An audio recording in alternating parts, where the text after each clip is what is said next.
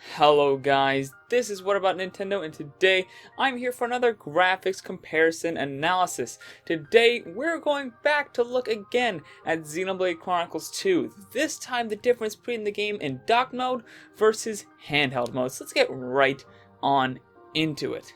So after hours of meticulous searching, dozens of screenshots, and absolutely eye-destroying comparing, I have dug into the heart and soul of this game to bring you guys this information. The difference between docked and handheld, perhaps one of the greatest and most unfathomable mysteries in all of human history.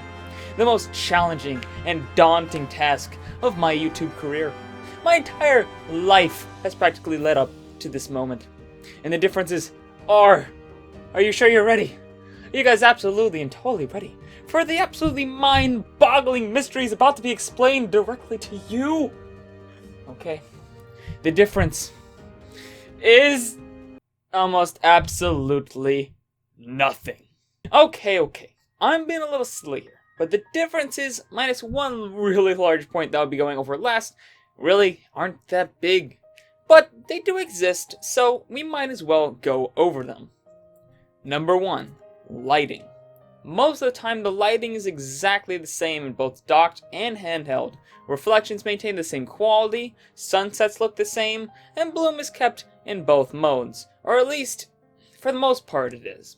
There are a couple of places where the lighting gets a noticeable downgrade. Take this section of the Argentum Trade Guild.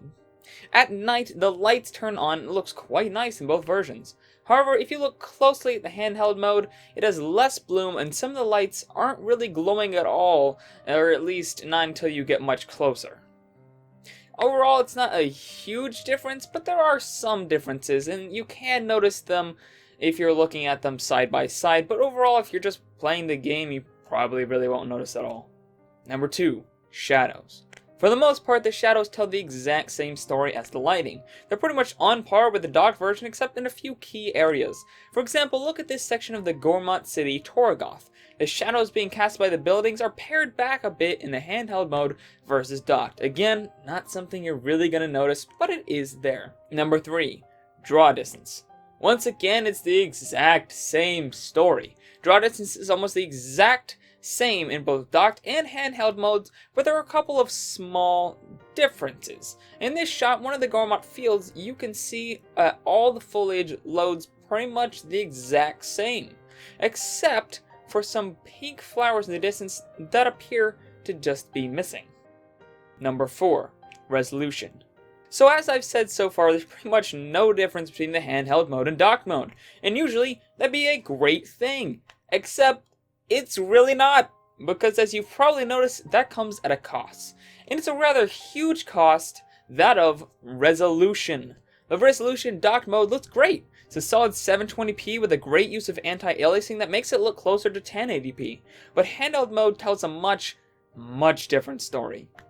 The game never really hits 720p, but rather the highest it goes is around 552p, which is fine, except it also goes as low as 430p and even 368p, which can look really bad.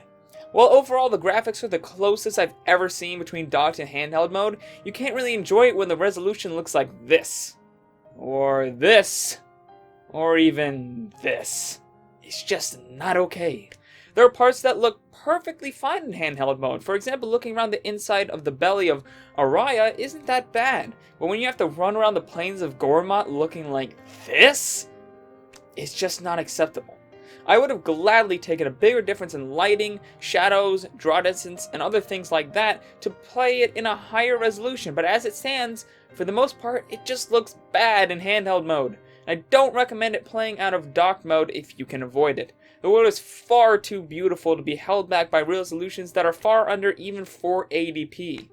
Fortunately, we could easily see this fixed if Microsoft and Nintendo put out a patch optimizing the game in handheld mode, but whether or not they will do this is, well, it's unknown. But in the event that they ever do, you can be certain that I'll be back with another graphics analysis.